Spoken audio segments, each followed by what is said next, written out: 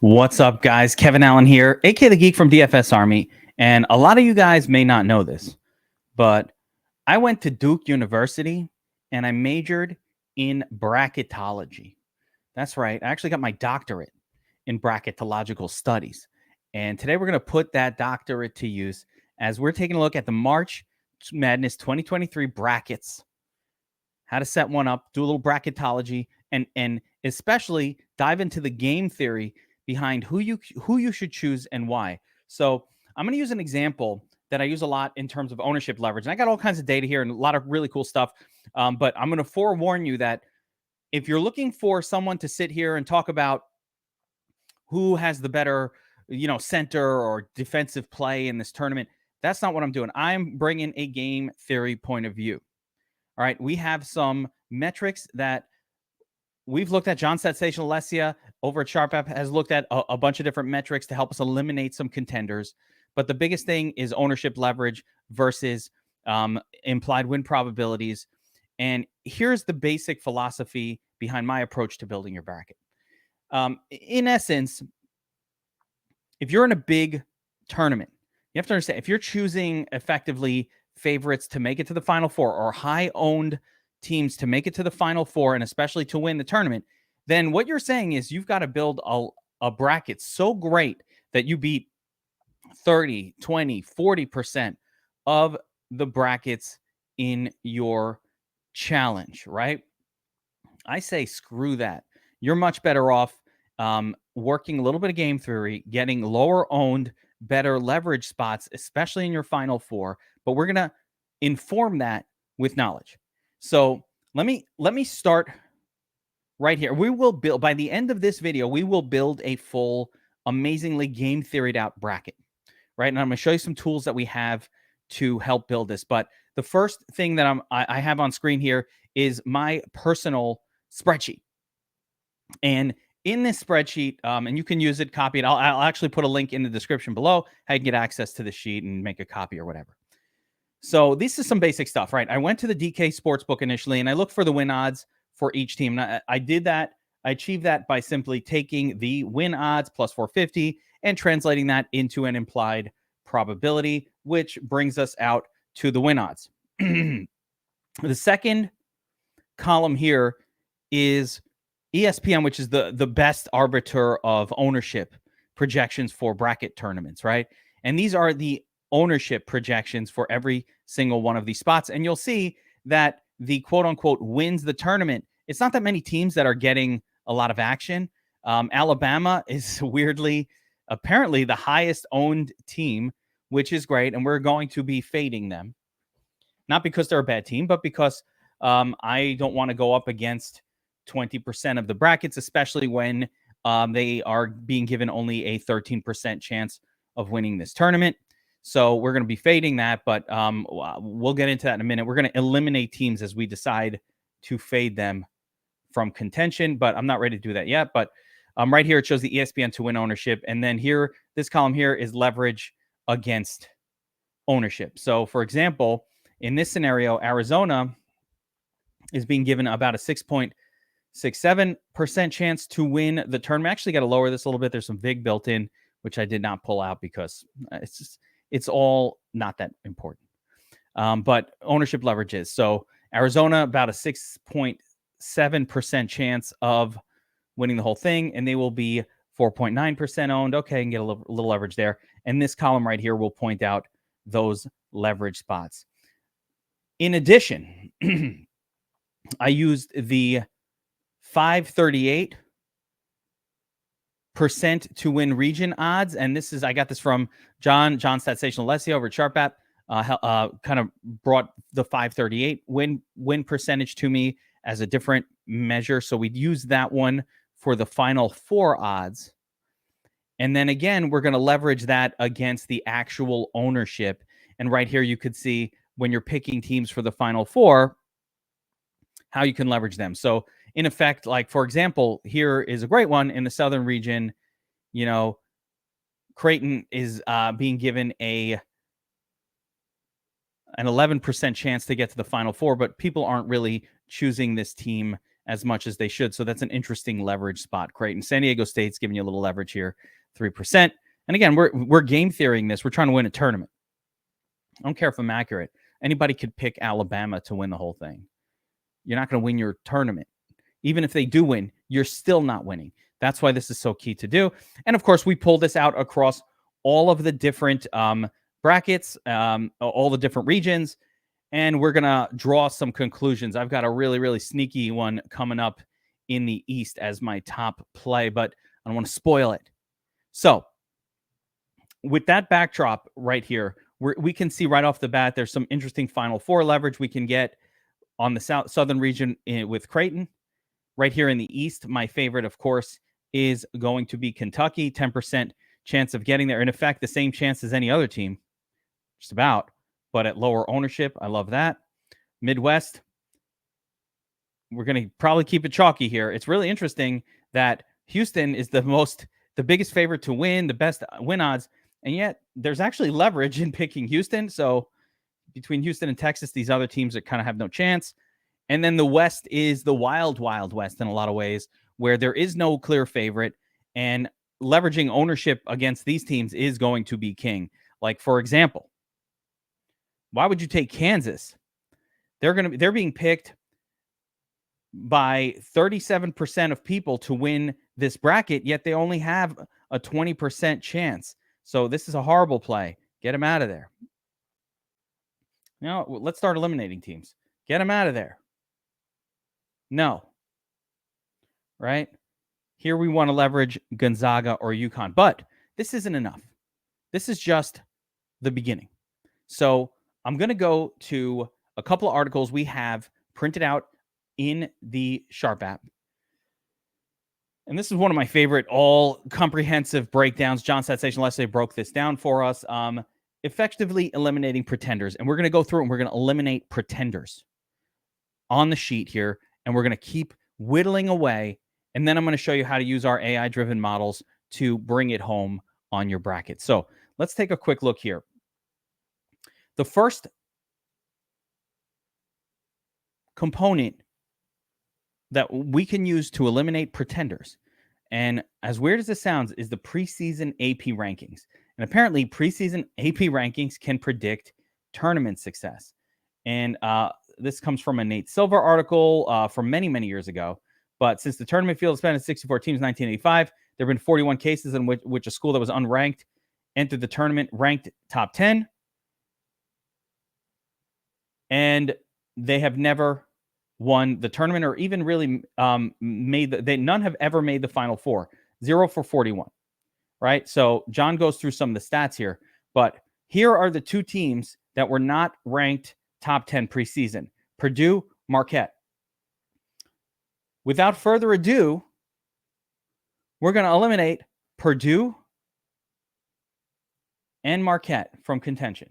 I think I like it better when I eliminate. Yeah, we're eliminating Purdue and Marquette. That's it. It's that simple. No team that wasn't ranked by the AP in the preseason has ever even made it to the Final Four. Fine by me. And as a bonus, both of these are negative leverage plays. So, multiple reasons to eliminate those two teams.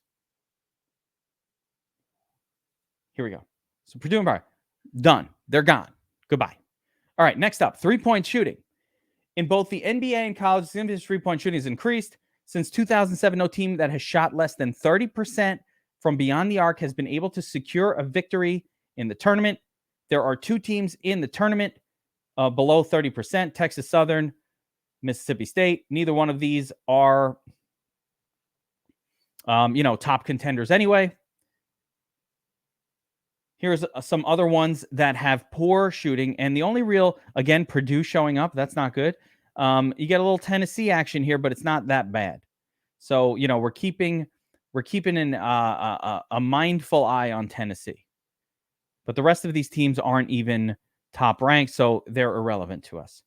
Now, 3 points per game. Can they score? Points per game, not three. Number 3, points per game. Can the team score? Right? So let's once again take a look at average points per game. A total of 88 teams seeded 1 through 4th have scored 73 or fewer points per game coming into the tournament. Out of those, 14 made it to the Final Four, and Virginia became the first champion. This does not feel that predictive to me. So once again, Tennessee's kind of coming up here as a danger zone. They're the only, maybe Virginia. Virginia's really low at 60. Actually, I'm going to eliminate Virginia in the South. That 67.8 average score is horrible. So Virginia in the South, where are you? Virginia, you're out. Goodbye. Dunzo. Gone. Done. You're out. Okay. This is it. This is how we're doing it. And wait, there's more, but let's just go through this, right? Tennessee and Virginia, not great. Note that St. Duke, St. Mary's, and San Diego State, not very good, right? These are rough. This is one that I really like. When it comes to the tournament, coaches play a vital role in the success of their teams. Exceptional coaches often exceed expectations. Very simple. Great coaches in the tournament, it matters. So, a couple of bad coaches. Snakebit never seemed to do well. St. Mary's and Creighton. All right, man, might have to get rid of Creighton and St. Mary's. Creighton, unfortunately, because I like you, Creighton. I don't know. Not doing. I can't. Man, probably got to eliminate Creighton. St. Mary's is the other one. Let's see. Where's St. Mary's? Are they even on my list? Yeah, in the West. So we're going to eliminate St. Mary's. The coach not generally doing a great job of getting to the finals. Okay, fine. Now, this is a more important one for me. Great coaches that help their team exceed expectations. This group of coaches, known as legends, tends to exceed their seed expectation more than any other group. Last season, for instance, Kansas had a legend coach and won the championship, while Villanova made it to the Final Four. This year, the teams with a legend coach are the following: Kansas, Houston. These are positives. So Kansas, Houston. Oh, we like Houston. Gonzo and Kentucky. All right. So Kansas, Houston, Gonzaga, and Kentucky. These are all pluses. So let's take a look at Kansas, Houston, Gonzaga, and Kentucky. Go back to our bracket. Kansas, Houston. First of all, we're going to give them a bold like that. Houston. Gonzaga. Let's give them a bold. Kansas. Where's Kansas? Kentucky. Bold. Huh. I don't know if I included Kansas here. Let's see why. Oh, they're a number 1 seed. Wait a minute.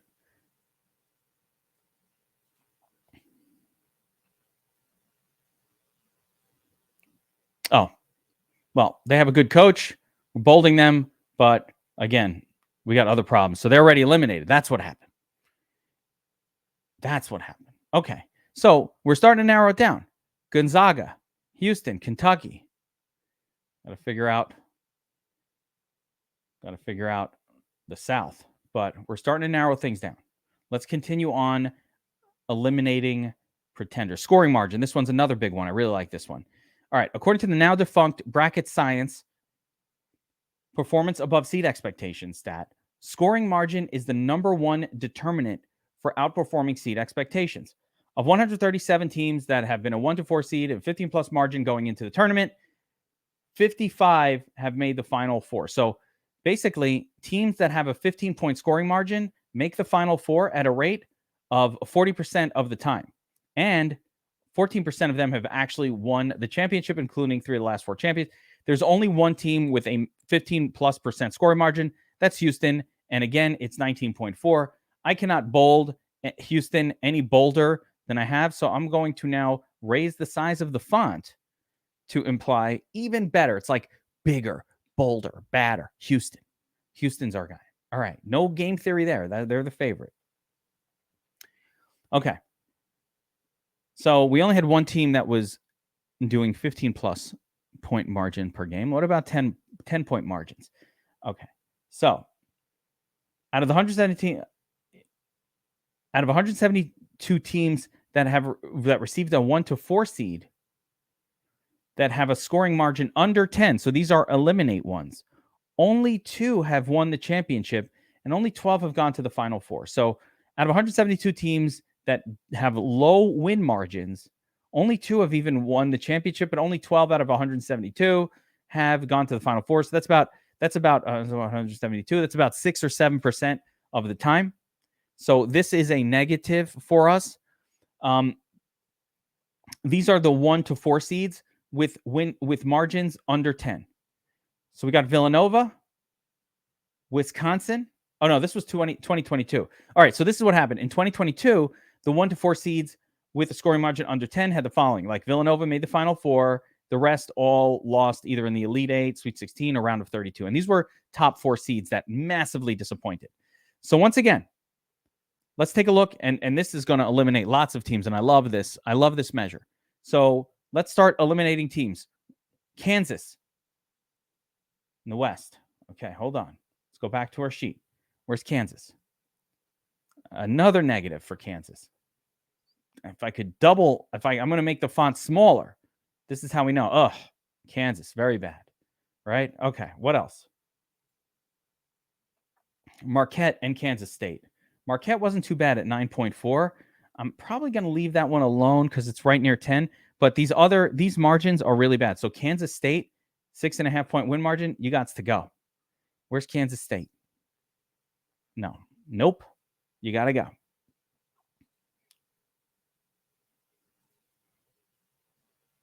Baylor, 6.9. That's no bueno. Got to go. Baylor. Got to go. You're out.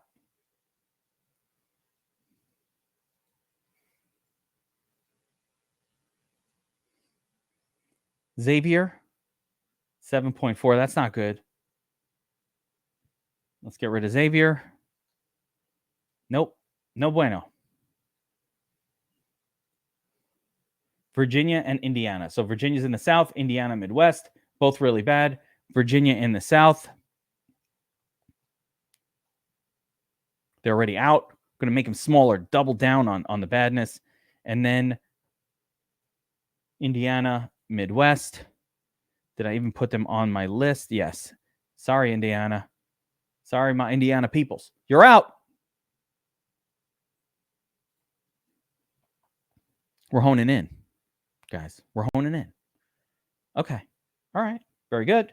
Summary. Okay. So here are the teams that are still effective. These are the teams that we've effectively eliminated. I didn't pull Baylor.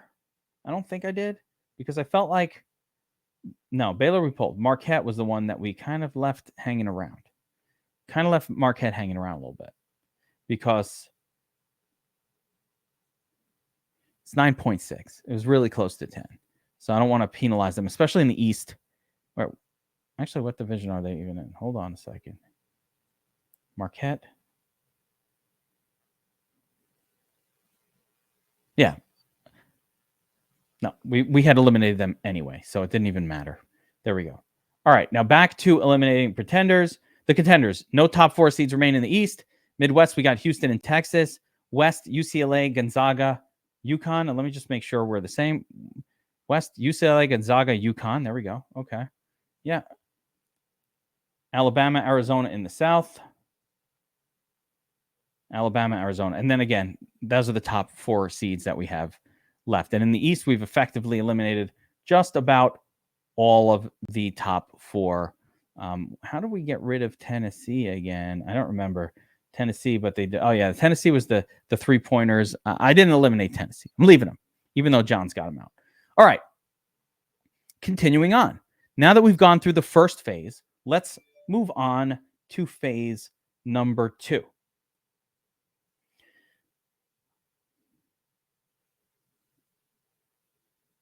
Okay, so we're starting from the point of view that the following teams are in contention. No top seeds left in the East. We got Houston, Texas, Midwest, West, UCLA, Gonzaga, UConn, those 3, and the 2 teams. Initial observations, the absence of a qualifying team in the East. Purdue faces 2 major setbacks. Marquette, yeah. So just a little discussion of the East. From the East, we're going to have to pick a non-top 4, or maybe we'll go with Tennessee. But taking a look, and here's where we're just going to do a little bit of game theory comparing. You can see here in the East that, everybody's picking Purdue. We want to definitely not do that. We want to go against this leverage.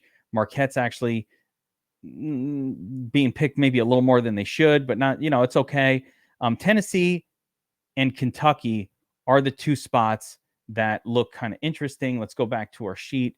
What happened with Kentucky? Yeah, I'm going Kentucky here. So I'm just going to bold this whole line, and I'm just going to stick with Kentucky because I do like that they have the coach, the coach, legend coach thing. So that's the difference between Tennessee and Kentucky for me. That's simple. So we've decided in the East that Kentucky will be our Final Four team. I'm going with it. We'll get 5% leverage on that bad boy. Okay.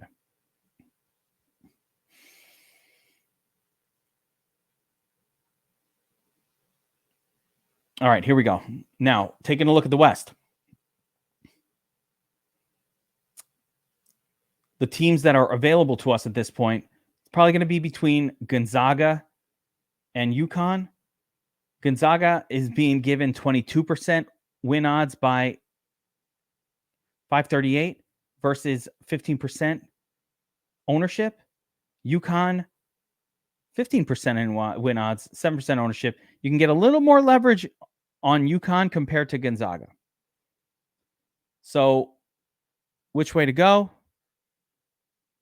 We could choose whichever one we want. I'm actually going to allow the bracketology to let me know on that one. So as we're building our bracket, we'll try to remember that and see if we can get a head-to-head matchup with those two teams. We'll get there in a second. So we've effectively eliminated, and I'm not going to get too deep into the rest of this article because I think we've pulled out what we needed to. But if you want to check out these articles, read the full breakdowns from John, not just eliminated contender, but also the game theory behind picking your bracket.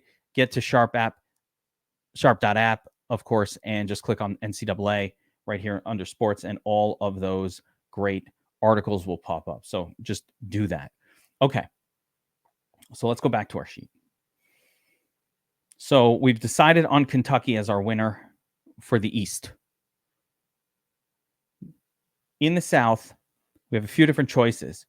One can be straight going with Alabama, which is going to be, I think, negative leverage. So I'm not going to do that. I'm going to eliminate them from my top 4 contention. Arizona seems like maybe a slightly better spot. The Final Four leverage is not great either here, but the Final Four leverage isn't great anywhere. If I was in a really, really tiny tournament, I think the play might be just going with Creighton. Get some serious Final Four leverage. They're getting, actually, fuck it. I am going with Creighton. They're getting 11% odds to win the whole thing. Take a look at this, by the way. The win odds on the sportsbook. Even though Creighton is the 6th seed, on the sportsbook, they're just about the same as the 3 seed. It's not super different. Like, it's not as good as, let's say, Arizona, but there's a lot of leverage here with Creighton. So I'm going to go with Creighton, just go full blast game theory here. But if you wanted to be a little more conservative, I think Arizona would be acceptable as well. But I'm going to go Creighton for the South.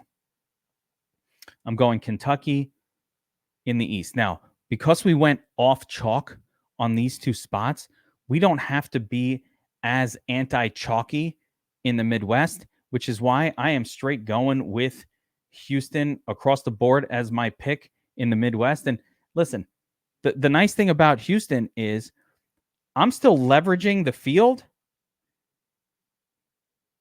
even though I'm picking the chalk favorite. So they're only being picked 14% to win the whole tournament. There's 3% leverage as they are given 18% real odds of winning the tournament.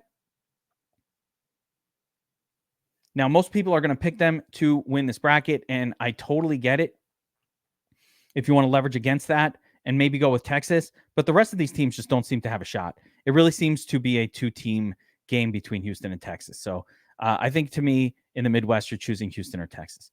Now, the West is really, really interesting because when I look at the win odds for this bracket, every team is like the same, right? UConn, Gonzaga, UCLA, and Kansas, all kind of the same. Now, Kansas had 2 major knocks against it, so we're eliminating them. And the worst knock is this horrible leverage. So you pick Kansas, you're effectively going massively over their win odds. Your negative leverage is crazy. I'm out on Kansas. Taking a look at the other 3 teams in contention, obviously one of the statsational rules was you kind of want to avoid, not top 4 seeds more often than not, especially winning the whole thing. So to that extent, Gonzo, you can get 4% leverage if you pick them to win the whole thing. There's a solid, for the whole tournament, but for winning their bracket, Gonzaga and UConn are the 2 picks. Gonzaga, 22% odds of winning their bracket versus 17% ownership. We're getting 5% leverage there. UConn, pretty much the same leverage, but on maybe slightly lower overall ownership. So both of these are really good spots. So I'm going to leave it open, but I think I'm going to choose Gonzo, but I'm perfectly fine here with Gonzaga or UConn. So that takes us through all 4 of our brackets. Now I'm going to show you the process of actually creating the entire bracket using this awesome March Madness bracket builder tool that we have on Sharp App. We have 2 tools for building your brackets, one of which is the Fight On 2016 model, which is awesome because that tool actually allows you to bet every single game using that specific model. Of course, we have our own model plays on every single game, but they're just for the games that are current, right? Like you can't look really forward and get a model prediction for, a game that might happen next week or in 2 weeks. But these bracket builder tools allow you to do that. So we have one that is proprietary, and then we have the second one, this AI-driven model, Chat GPT, machine learning, all that. So here we're gonna scroll over and we're gonna see the win odds for each team. And let's just start building our bracket based on the win odds. Notice West Virginia, an underdog or a 9 seed favored to beat favored 57% to 43% to beat Maryland. That's interesting. Here's San Diego State, Virginia Furman, just kind of going with, we like Creighton here. I think we chose Creighton to win this whole thing, so we don't want to eliminate them too quick. Utah, 10 seed favored to beat the 7 here. Arizona. So let's take a look again at our South. What do we come up with for the South? In the South, we decided let's get silly for the millie and go with Creighton. Again, I don't mind Arizona as a secondary option if you're trying to be a little more conservative. But I say YOLO, fuck around, find out. So we're choosing Creighton. But we like Arizona and San Diego State. So let's keep that in mind as we're building. We're choosing Creighton, but we like Arizona and San Diego State. So we give Alabama the second win, put San Diego State in there. We get Creighton beating Baylor. So here we go. Interesting. Our model agrees. The model, 65% Creighton, right? Now we got Arizona. Now let's see what happens here. Yeah, see, the model loves Arizona, but we're going to buck the trend, put Creighton in there. I'm going to go San Diego State, Creighton, and then I'm going to put Creighton in my Final Four spot, just like that. That's it. We just did the South region. Now let's work the Midwest region. Okay, where's our Midwest choice? So in the Midwest, I think since we went crazy in the South, we're going to keep it chalky in the Midwest. Again, like Houston, kind of like Texas, Miami, Iowa, but Houston, we have taken it. So let's go back to our bracket. We're picking Houston. Let's just kind of watch and go. So here's a close one, Iowa, Auburn. Auburn's actually favored over Iowa, so we're going to go with them. Miami, Drake, and nothing changed but my lamp. The Dreezy. Look at these odds, man. I kind of want to go with the underdog there. So, when it's close, sometimes you take an underdog just to get silly for it.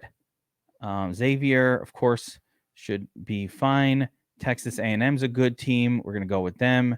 Texas right there, fine. Texas is a good team, and I do think they will make their way through this. So I see them getting, let's see what happens. Xavier, yeah, we still got Texas. I do see Texas. Drake, man, Drake, good team. Houston finally beats the Dreezy. And Houston is our second selection. Now, note, this tool I'm using is on Sharp app as well, and you can access it right on the main tab. It is actually part of a free I'm going to be putting this, don't copy this bracket and put it in this tournament, but this is a free to enter tournament, and I'll show you how I put my bracket into this tournament at the end. It's free to enter, $250 for first, 100 to second. There's not that many brackets in here, probably be a couple hundred, so good chance to win, but it's great practice. Make sure you enter this tournament. It's on the front page of sharp.app. Just go to sharp.app, click on the tournament, totally free to enter. Why not? And you could use this tool to create your bracket if you're not just straight doing what I'm doing.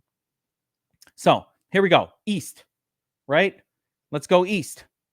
So we've eliminated, this one's the crazy one. We've eliminated Purdue, Marquette, Kansas State. We're taking Kentucky all the way. Okay. Tennessee, like it. Duke a little bit. Michigan State. So we're gonna have a lot of upsets in this one. So let's work this one. This should be interesting. Okay, where's the East? Here we go. All right, Purdue. Sure, they win their first. Already, we're getting some close matchups here. Duke beats Oral Roberts. I do like Tennessee a little bit. Kentucky is our win selection. Kansas State, fine. Michigan State, yeah, there we go. Marquette, right? Marquette, Michigan. Marquette once again. Kentucky, Kansas State. Kentucky. Oh, going to be tough to go against the model. Ooh, makes me uncomfortable. Kentucky, Marquette. Oh, Kentucky. All right, Duke, Tennessee. Who's got? Yeah, I like Tennessee here. Again, Purdue. And then what I'm going to do here is I'm going to advance Tennessee. Purdue loses. And we are Kentucky. But I could see Tennessee doing it too. And if you want to put in Tennessee in that spot, fine by me, right? So final bracket, the West, bracketology. Let's see where we're at. We eliminated Kansas, no leverage. UCLA, not great. Gonzo stands out like a crazy man. So Gonzaga and UConn are our two choices. UCLA's fine too, but Gonzaga and UConn are standouts, and we did pick Gonzaga, or I picked Gonzaga as my team for this bracket.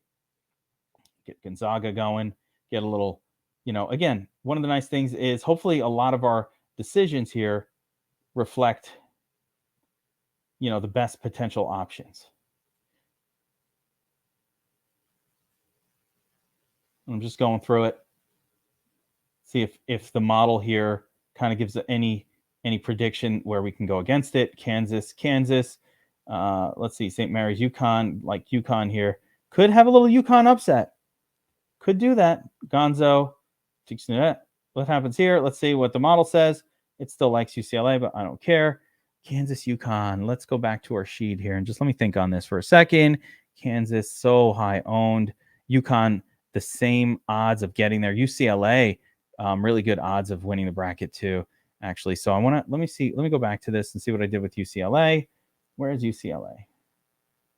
Yeah. Oh, okay. They made it. And we eliminate them here. I'm going to eliminate Kansas, and I'm going to go with UConn. And then we're going to advance Gonzaga.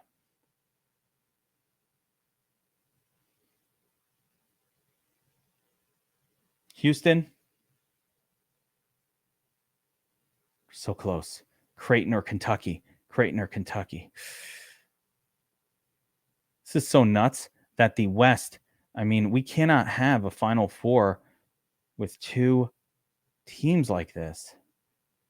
And yet here I am. Maybe I should put Tennessee in there, but I don't want to. Maybe I should put Arizona in here just so I get a top two. But Creighton or Kentucky. You know what? Let's take a look again. Back to our win the whole thing odds. Creighton 2.44%. Don't love that. Kentucky 2. Oh my God, it's the same. Kentucky 10% to win region, Creighton 11%. Should I go to Tennessee? It's really not better. Tennessee. I have to go to Arizona instead of Creighton. So I really need to think about that one. If I do go to Arizona, at least I get a 2 seed. You know what? I'm going to change that. I'm going to go with Arizona instead of Creighton to win to the Final Four. We're going to go Arizona. Wait. Why is San Diego State here? Hold on. No, that's the issue. Alabama, Creighton, but we don't want. No, we got to do Arizona. Yeah, here we go. Okay. Yeah, and then we're going to advance Arizona against Houston and pick Houston. So Arizona, I actually pushed them all the way to the end here, which I wasn't expecting to do, but it's just how it came together. So in this bracket right here in the South, if we assume that basically a trash team like Kentucky comes out of the East, and if we push Creighton out through the South, man, I don't know. I'm going to think about that one. I'm going to think about that before I make a final. I'm going to put this one in for now. Actually, no. I'm going to think about that before I finalize it. But what I wanted to go through here was my approach, a game theory approach, how to just kind of use the numbers to help build your bracket. From here, we're going to pick a winner. I'd probably pick Houston at this spot. This is not a game theory pick, as Houston's going to be super high owned. If we went with Arizona to win it all,